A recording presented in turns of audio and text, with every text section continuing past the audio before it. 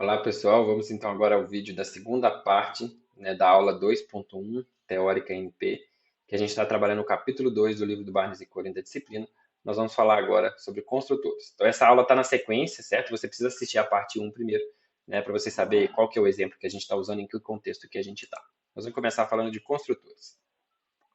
Bom, construtores eles têm um papel especial nas classes, certo? Eles são responsáveis por garantir que um objeto seja configurado adequadamente quando é criado, tá? Então, o objetivo do construtor é isso, garantir que quando a gente cria um objeto, ele está configurado do jeito certo e está pronto para ser usado. Então, é isso que está dizendo aí agora, garantir que ele esteja pronto para ser usado logo após a criação. A gente também chama esse processo de inicialização. Então, a gente pode dizer que o construtor é responsável por inicializar adequadamente os objetos, certo? Bom, depois que o objeto é criado, o construtor não tem mais utilidade para aquele objeto específico, certo? O construtor serve para a gente criar outros objetos. Mas quando eu vou criar um objeto, a gente usa o construtor, aí depois que ele está criado, para aquele objeto que acabou de ser criado, é como se o construtor não existisse. Ele não tem mais utilidade, certo? Porque o construtor já serviu para ele quando ele foi criado e depois ele não é usado mais. Eu não tenho como chamar o construtor para um objeto já criado. Eu não posso pegar um objeto que eu já criei e tentar chamar o construtor para ele, isso não faz sentido, tá? Aqui está o código do construtor da classe máquina de ingressos. Eu vou mostrar aqui no BlueJay, que está com um zoom melhor. Então, aqui, esse daqui é o construtor da máquina de ingressos. Eu tenho o public, máquina de ingressos, o custo do ingresso, que é a informação que eu tenho que passar quando o objeto é criado. E aqui está o código, né, do que o construtor faz. E aqui as linhas de comentários que explicam o construtor. Tá? Nós vamos comentar sobre essas partes aqui. Em Java, os construtores têm o mesmo nome da classe. Então veja que o construtor da classe máquina ingressos se chama máquina ingressos.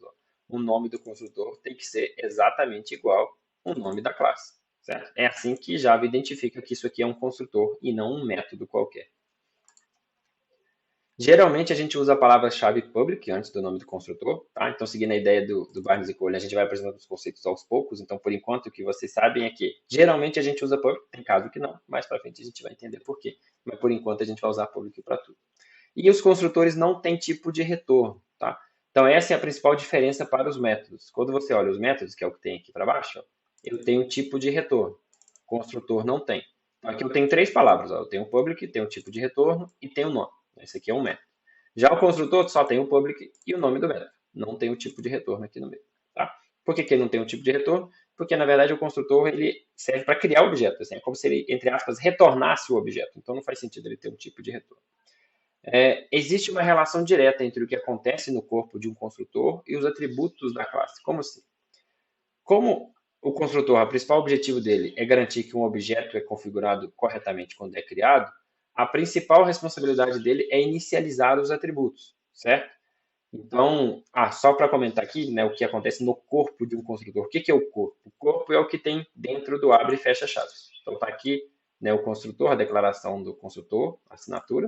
E aí aqui a gente tem o abre chaves e o fecha chaves. Tudo que está dentro desse abre chaves e fecha chaves a gente chama de corpo do construtor. Está mostrado em branco aqui no BlueJay. Então, a principal responsabilidade do construtor é inicializar os atributos. Então, repare, como eu tenho três atributos aqui, eu tenho três inicializações aqui, certo? Então, é muito comum ter essa relação direta. Se minha classe tem 10 atributos, eu vou ter 10 linhas aqui, ou até mais, né? Mas eu vou ter inicializações para os 10 atributos, tá? Por quê? Porque o objetivo do construtor é garantir que esses valores iniciais aqui fazem sentido para os objetos quando são criados. Os atributos podem ser inicializados com constantes, então quando eu falo aqui que saldo recebe zero, zero é uma constante que foi passada diretamente no código. Né? O compilador simplesmente vai pegar esse valor zero e vai copiar, é uma constante. Ou eles podem ser inicializados com valores que são determinados externamente à classe, né? São passados de fora para dentro do objeto. E isso é feito através do parâmetro. Então, repara que nesse caso o construtor máquina ingressos recebe como parâmetro um custo do ingresso. Esse valor que veio do custo de ingresso, que veio de fora, é passado para o atributo preço. Então, ele é copiado para cá. Então, quando você lê o código aqui, você sabe que quando um objeto máquina de ingressos é criado, o saldo é criado com valor zero e o total é valor zero, porque são constantes. Já o custo de ingresso, só de olhar o código, você não sabe. Quem criar o objeto é que vai dizer quanto que o ingresso custa. A gente viu que lá no BlueJay, quando a gente cria um objeto dessa classe, a gente informa o custo do ingresso. Então, esse custo de ingresso chega aqui e aí ele é guardado no atributo preço. Tá? Então, a informação vem de fora da classe. Bom, mas por que será que o preço é recebido de fora? Né? Por que a gente inicializou o saldo e o total com zero, mas o preço a gente está inicializando com o valor que vem de fora. Bom, a questão é que podem ser criadas várias máquinas, né, várias instâncias a partir da classe máquina de ingressos, e cada máquina pode trabalhar com ingressos de preços diferentes. Então, como eu posso criar uma máquina para ter ingresso de 500 centavos, outra para ter ingresso de 700 centavos, essa informação tem que vir de fora, né? Eu não posso definir ela ali dentro, tá? Vai ter casos que a gente pode definir ali e permitir que mude, mas como a gente já quer criar a máquina pronta para ser usada, faz sentido que essa informação venha de fora. Então não tem como a gente saber o preço do ingresso de uma máquina específica até que ela seja criada, por isso que ela vem de fora. Então, a gente pode dizer que uma das principais funções de um atributo é lembrar de informações externas passadas para o objeto. Então, quando a gente guarda aqui que o preço é igual ao, né, recebe o custo de ingresso, que é isso que veio de fora, é como se a gente estivesse dizendo assim, o atributo preço. Não esquece não, hein? Guarda aí. Nossa máquina é de 500 centavos, certo? É como se ele tivesse essa missão de guardar esse valor, ok? Então, de forma que a informação continue disponível durante todo o tempo de vida do objeto. O que é o tempo de vida do objeto? Enquanto o objeto existir, certo? Então, repare que no nosso caso, como o preço é guardado aqui no construtor e ele nunca mais é alterado, o preço vai sempre guardar, né, essa informação. Enquanto o atributo existir, se a gente quiser saber o preço do ingresso, vai estar guardadinho lá, esse atributo, o preço, vai estar lembrando dessa informação. Então, atributos servem para guardar informações que duram, são mantidas por um tempo maior. Esse tempo maior é o tempo de vida do objeto. Isso está sendo enfatizado aqui porque mais para frente a gente vai ver um conceito de variável local e a gente vai ver que a informação é guardada por um período mais curto, certo? Ou antes mesmo, a gente vai comentar de parâmetros, né? Mas já estou dando spoiler aqui. Por enquanto, o que a gente quer dizer é o seguinte: atributos servem para lembrar informações e essas informações são guardadas por um período maior de tempo, que é o tempo de vida do objeto, tá? Então, formalizando o conceito de atributos, de construtores, construtores permitem que cada objeto seja configurado adequadamente quando é criado. Bom, no diagrama ao lado, a gente vê a representação de um objeto máquina de ingressos depois que o construtor é chamado. Na verdade, tem um probleminha aqui, gente. Vou atualizar o slide, né? Tá faltando o 0 do saldo e o 0 do total aqui, tá? Então, quando uma máquina de ingressos é criada, depois que o construtor é chamado, a gente tem o valor 500 para o preço, a gente tem o valor 0 para o saldo e o valor total 0, tá? Desculpa aqui, tá faltando o 0 e o 0, eu vou colocar aqui no slide e vou corrigir. Então, a gente pode ver que a máquina foi criada com preço de ingresso de R$5, né, 500 centavos no nosso caso. Em Java, se um atributo não foi inicializado explicitamente no código, ele é inicializado automaticamente com o valor padrão. Tá? Então, essa é uma diferença importante do C e C++. Quando a gente não inicializa uma variável no C++, ela fica com lixo de memória, certo? Ela fica com um valor qualquer que existia lá na memória do computador. Agora, Java não. Quando a gente declara qualquer coisa, ele sempre é inicializado automaticamente com o valor padrão. Dependendo do tipo da variável, o valor de padrão é diferente. No caso de atributos inteiros, por exemplo, são inicializados automaticamente com 0. Então, todo o valor inteiro, se você não dá nenhum valor para ele, a princípio, ele é 0. E aí vocês podem perguntar assim, bom, mas se é assim, por que o saldo e total foram inicializados com 0 no código? Né? Se eu estou dizendo que por padrão inteiro é 0, se eu tirasse essas linhas aqui, daria o mesmo efeito, certo? Seria a mesma coisa de não colocar as linhas, porque inteiro é inicializado com 0, então seria a mesma coisa, correto? Bom, mas por que eu preferi, né? Por que a gente preferiu colocar aqui inicialização explicitamente como 0? Vamos lá. Por causa de duas vantagens. Uma é que quem lê a classe entende que realmente queremos inicializar com 0. Repara que se não existissem essas linhas, quem está lendo a classe podia pensar assim, será que era para o saldo e total inicializar com 0 mesmo, ou será que quem criou a classe esqueceu? Não tem como a gente ter certeza, certo? Então, agora, se tiver as linhas aqui, a pessoa pode ter certeza de, não, quem criou isso aqui realmente queria criar com 0, tanto é que ele colocou explicitamente no código, certo? Então, essa é uma vantagem. A outra vantagem é que a pessoa que está lendo o código não precisa conhecer o valor padrão do Java para os atributos, certo?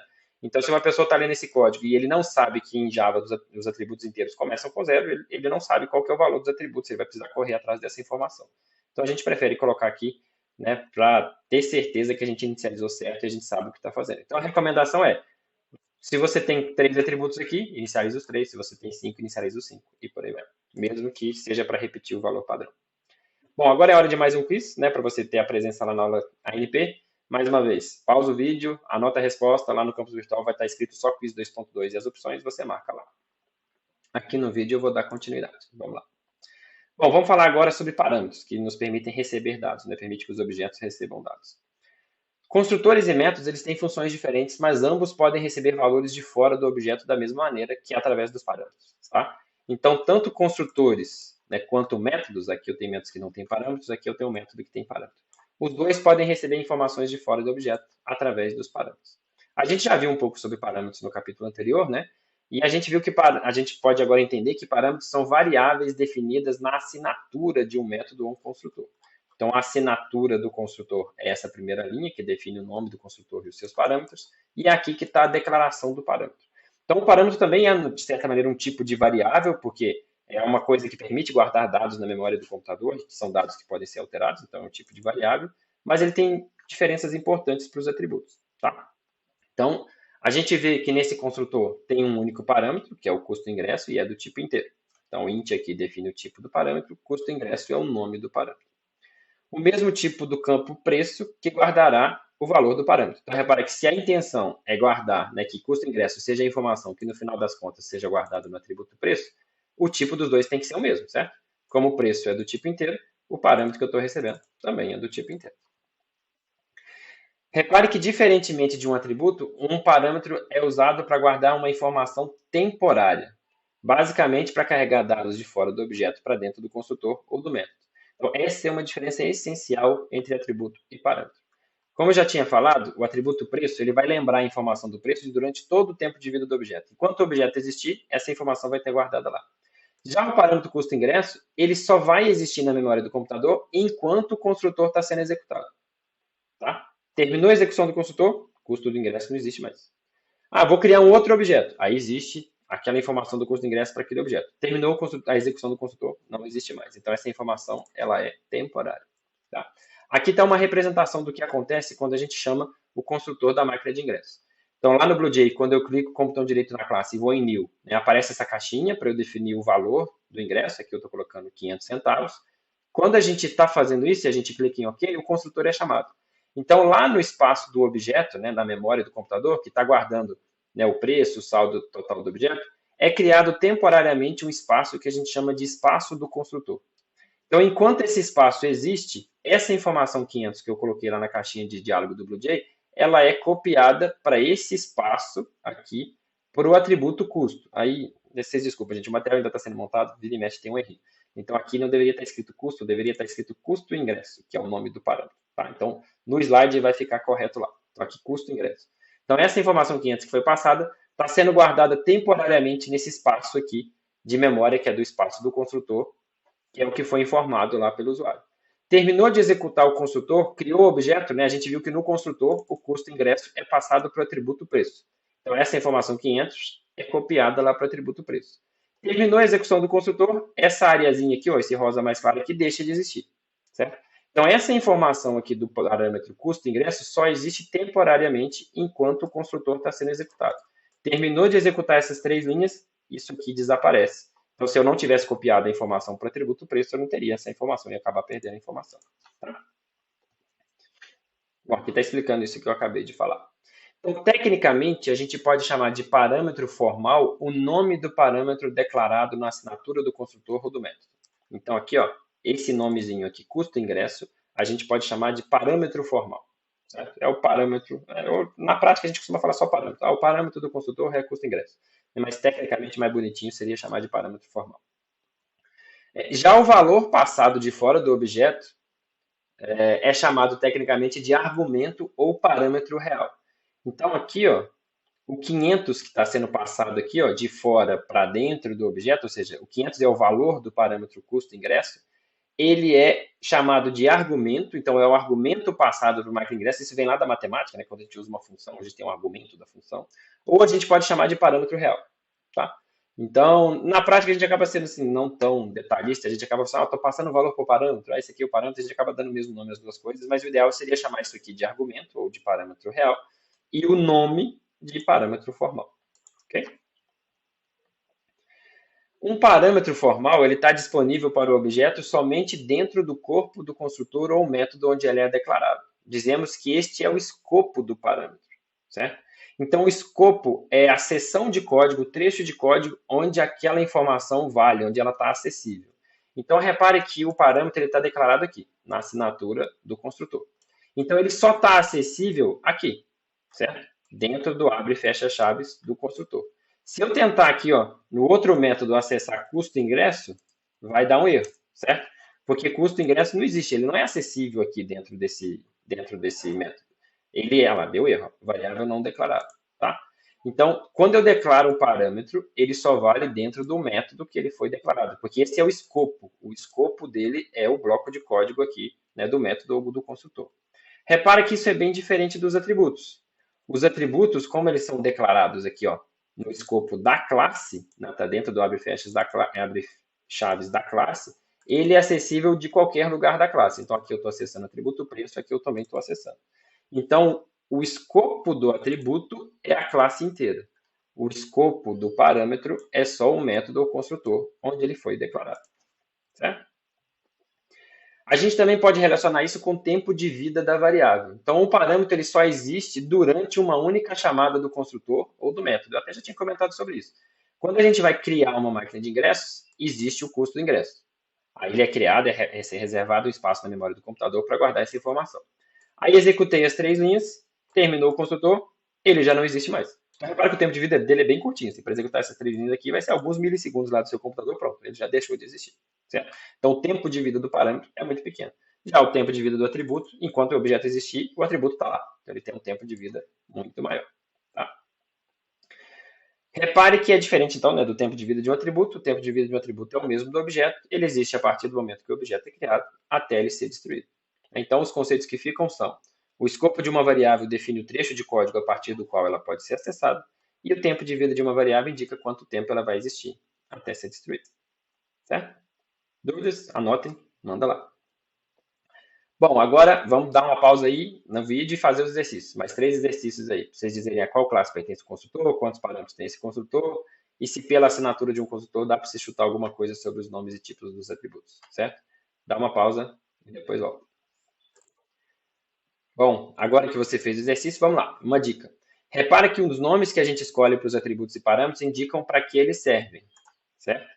Então, só de ler os nomes, por exemplo, preço, custo, título, vivo, né, dando exemplos gerais aí, você já tem uma noção de para que servem esses nomes, certo? Quando uma coisa chama vivo, indica se está vivo ou não. O título é o título de alguma coisa, e por aí vai. Então, apesar da linguagem Java permitir que você dê qualquer nome, né, tem poucas regras aí, tem poucas coisas que você não pode fazer para dar um nome, né, evite nomes sem sentido, nomes genéricos tipo A, B, C, D, E, X1, X2, X3. Então, sempre dê nomes que fazem sentido, que isso vai te ajudar a entender melhor o código. Tá? Bom, agora só para reforçar um conceito que vocês viram em disciplinas anteriores de programação, a gente usa o operador igual para atribuir valores a variáveis, certo? Então, essa primeira linha que tem aqui do construtor, ó, o atributo preço, aí tem um operador de igual e o custo ingresso. Isso aqui é uma atribuição. Então, a gente está atribuindo o valor que está do lado direito à variável que está do lado esquerdo. Nesse caso aqui, o valor do parâmetro custo ingresso ao atributo preço, certo? Ela indica, então, que o valor do parâmetro custo ingresso será copiado para o atributo preço. E uma dica, geralmente, ao invés de dizer preço igual custo ingresso, quando a gente está lendo o código, tem muita gente que lê assim, preço igual custo ingresso. Eu acho que isso confunde um pouco, né? Porque, como vocês sabem, para a gente comparar se uma coisa é igual a outra, não é esse atributo. Né? Assim como o C++ em Java é o igual, como a gente vai ver. Então, a gente, na verdade, eu acho que fica muito mais claro se você se habituar a ler da seguinte forma: preço recebe custo ingresso. Então, quando é esse operador igual, que é um igualzinho só, eu prefiro usar a palavra recebe. Eu acho que ela deixa mais claro, né, quando você está lendo, e entender o que está acontecendo. Então, eu prefiro ler assim: preço recebe custo ingresso. Né? Fica bem mais claro o que está acontecendo ali naquela operação. Então, nesse diagrama, né, que eu tinha apresentado, nessa linha aqui, preço recebe custo ingresso, é que está acontecendo essa perninha B aqui. Ó. É a hora que a informação do custo ingresso está sendo passado para o atributo preço. Ok? Vamos lá, o meu slide garrou aqui, vamos lá. Em Java, o tipo do resultado da expressão tem que ser o mesmo tipo da variável. Tá? O que é expressão? Expressão é o que a gente tem do lado direito aqui, ó, né, do operador de atribuição. Então, aqui está a variável, né, que pode ser o atributo ou o parâmetro que a gente está atualizando, e do lado direito, aqui está direto, ou o valor, ou uma constante, ou um parâmetro. Mas aqui poderia ser uma conta, né? Eu poderia estar fazendo alguma coisa do tipo assim, preço recebe 10 mais 5 vezes alguma coisa, certo? Sei lá, não faria sentido nenhum aqui, mas só para vocês verem que aqui poderia ser uma expressão. Né? O que o slide está chamando a atenção é o seguinte, é que o resultado dessa expressão ela tem um tipo. Então, se for uma conta, vai ser um tipo, pode ser inteiro, pode ser double, float, ou pode, se não fosse uma conta, poderia ser uma expressão que resulta numa string e por aí vai. Mas o fato é, o resultado disso tem um tipo que tem que bater com o tipo de quem está recebendo. Então, se quem está recebendo é o preço é inteiro, o resultado da expressão tem que ser um inteiro. Então, nesse caso aqui, custo do ingresso tem que ser um inteiro, porque senão eu não conseguiria atribuir ao atributo preço. Certo? Então, o conceito que fica é: comandos de atribuição guardam os valores representados pelo lado direito do comando na variável nomeada do lado esquerdo. Certo? Então, agora mais 2 exercícios aí para vocês fazerem. Pausa o vídeo, faz exercício. Eu vou cansar de falar isso, pausa o vídeo, né? Mas é assim que funciona. Pausa o vídeo aí, faz o exercício e já volta. Bom, tendo feito o exercício então, agora é hora do quiz. Anota aí, quiz 2.3, anota a resposta, depois lança lá no campus virtual para você ter a presença da aula. Vamos agora falar de métodos. Bom, analisando o código-fonte da máquina de ingressos, a gente pode ver que ela tem 4 métodos. Né? Os métodos são mostrados em caixas amarelas no BlueJ. Então, a gente tem 2 formas de ver isso aqui. Ó. Se eu criar um objeto, né, um objeto de uma máquina de ingressos que tem 500 vale 500 centavos o ingresso. Eu posso clicar com o botão direito. Aqui eu não sei porque o meu BlueJ está com um menuzinho fora do lugar. Deixa eu tentar fechar ele de novo. Fechar ele e abrir de novo aqui.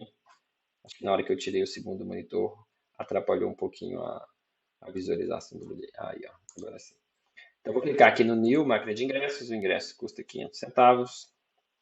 Vou clicar com o botão direito. Aqui estão os métodos. Então, na aula passada, vocês viram que aqui pelo objeto a gente consegue consultar os métodos. Vocês já fizeram exercício também nessa aula, né? Vocês viram que tem 4 métodos: imprimir ingresso, inserir dinheiro, obter preço, obter saldo. Onde que está o código desses ingressos? Está aqui na classe. Então, quando eu vou na classe, ó, essas caixas amarelas aqui no BlueJ, a primeira a gente já viu que ela é o construtor.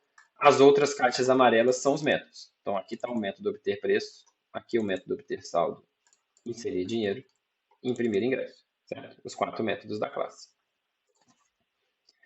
Então, vamos ver, por exemplo, a implementação do método obter preço. Certo?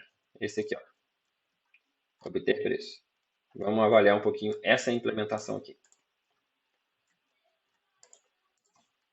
A gente vê que o método tem 2 partes. A assinatura, que é essa primeira linha, e o corpo do método. Certo? Então, a assinatura é a primeira linha, que dá o nome para o método, diz o tipo que ele retorna, e o corpo do método, que é o conteúdo, né? O que o método faz, aquilo que está entre o abre e fecha chaves. A gente vê também que antes da assinatura tem um comentário, né, que descreve o método, como a gente viu, para ajudar quem está lendo o código. Então, o conceito que a gente vê aqui é que métodos são formados por 2 partes, a assinatura e o corpo. Repare que a assinatura do método se parece um pouco com a declaração de atributo, certo? Se a gente olhar aqui, olha como é que a gente declara o atributo. Private int preço.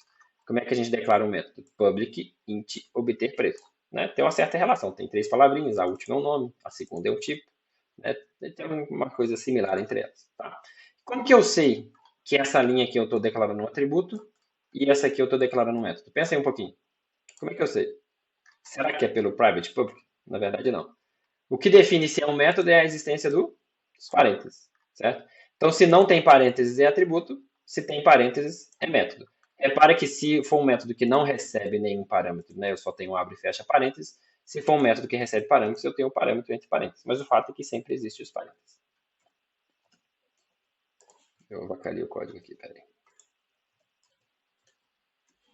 Eita, vamos lá.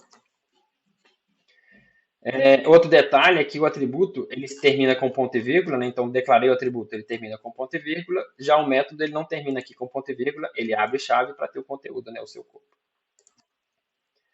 O corpo do método, que é o que fica entre chaves, pode ter declarações e comandos. Eles definem o que o objeto faz quando o método é chamado. Então, o que é declaração e o que é comando? Declaração é quando eu declaro uma variável. Deixa eu ver se nesse código aqui, eu não sei se tem, acho que não tem nenhum caso. Mas eu poderia declarar uma variável dentro do método. A gente vai ver isso mais para frente. Ou comandos. Então, comandos é quando ele está executando alguma coisa, está fazendo alguma coisa que, né, que traz algum resultado, que provoca alguma coisa no objeto. Tá? Então, declarações servem para criar variáveis temporárias e adicionais, que a gente vai ver mais para frente, variáveis locais, e os comandos são as ações feitas pelo método.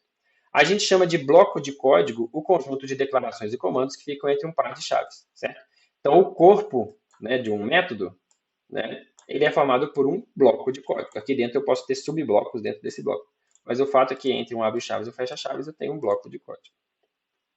Então, a gente pode ver que o bloco de código ele pode ser tanto para a classe quanto para o método, ou até para partes dentro do método. O fato é, sempre que eu abrir a chave, eu estou definindo um bloco. Então, se eu for ver aqui, ó, a classe inteira define.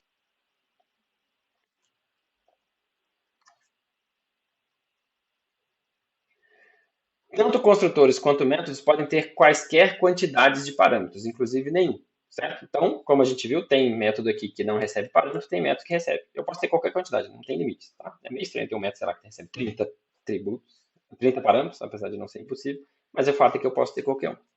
Bom, e como é que você pode diferenciar um construtor de um método? Como é que você sabe, olhando o código aqui, ó, que esse é o construtor e esse é o método? Fácil, né? Como a gente já viu, construtores não têm tipo de retorno, enquanto os métodos têm, certo? E o tipo de retorno é o que aparece antes do nome do método. Então aqui, ó, o método retorna int e aqui não tem tipo de retorno, então esse é o construtor, esse é o método.